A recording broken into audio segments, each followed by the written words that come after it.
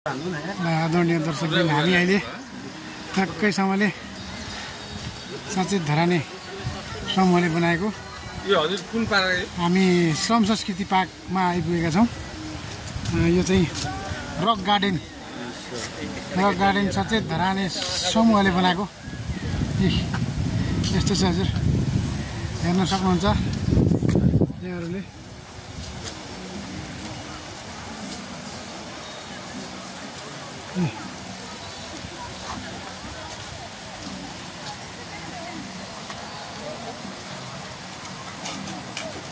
हेर्न सक्नुहुन्छ यो पानीको फोहरा चाहिँ यति मजाले हालिरहेको छ। यो चाहिँ माथि यहाँहरूले देख्न सक्नुहुन्छ।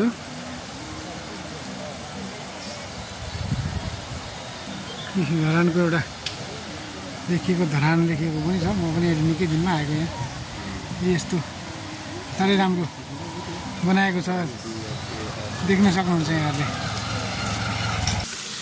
ल यहाँहरूले चाहिँ हेर्न सक्नुहुन्छ है। लु अहिले पानी चाहिँ यसरी धरानको एउटा सौन्दर्य फुलहरू अब अहिले बर्खाको कारणले या गर्मीको कारणले होला फुलहरू यसरी चाहिँ अब तपाईँको नष्ट हुँदै गइरहे पनि हाम्रो अब श्रमपिता हर्क साम्पाङज्यूले बनाउनु भएको यो पार्कलाई चाहिँ हामी चाहिँ सलाम गर्छौँ।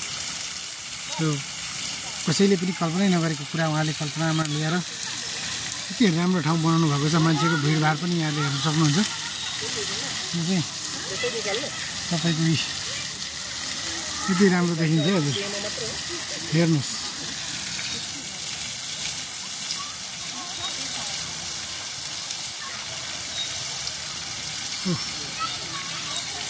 हाम्रो पुर्खाहरूले बोकिल्याएको कुराहरू चाहिँ उहाँले कल्पनामा निकालेर गौ बनाउनु भएको छ।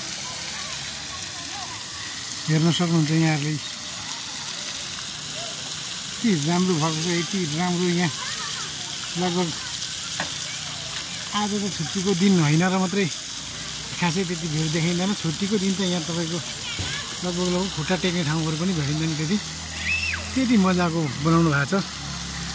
मेयर साहब तपाईँ कामको लागि अगाडि बढाउनुहोस्, तपाईँको दिमाग बढाउनुहोस्। श्रमदानबाटै हामी धरानलाई विकास गर्नेछौँ। जनताको प्रतिबद्धता हो।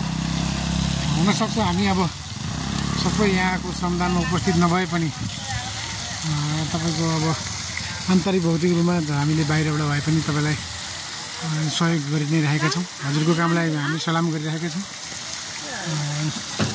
यो यतिको बनाउनको लागि सरकारले नै लगानी गरेर बनाउनु पर्यो भने पनि तपाईँको यहाँ करोडौँ लगानी गर्दा पनि यो नबनिने पार्क चाहिँ उहाँले चाहिँ तपाईँको श्रमदानबाटै यहाँ हेर्न सक्नुहुन्छ। यो मान्छे हिँड्ने यसरी पुल पनि बनाइदिनु भएको छ। कति मजाले आरामले मान्छेहरू हिँडिराख्नु भएको छ।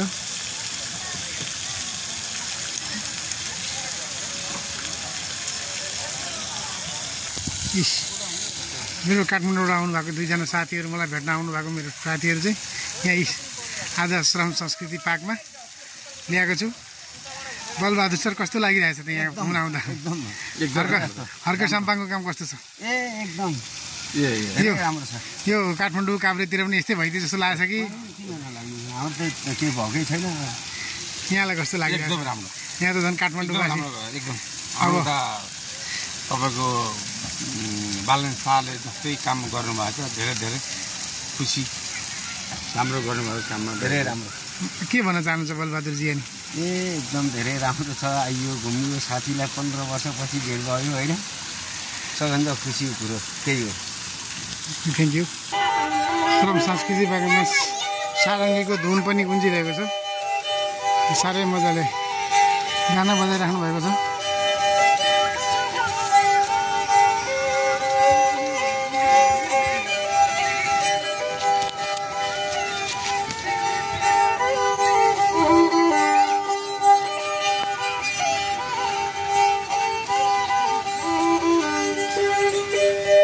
हामी चाहिँ अब ठ्याक्कै श्रम संस्कृति पार्कको गेटमा आइसकेका छौँ।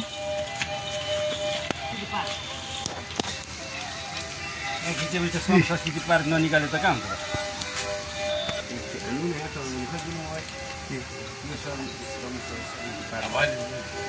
यो ठिकै छ है त हामी श्रम संस्कृति पार्कमा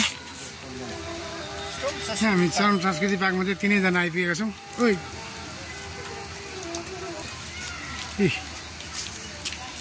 15 वर्ष पछाडि हामी भेट भएको साथीहरू यहीँ बाहिर सँगै जाँदा भेट भएको।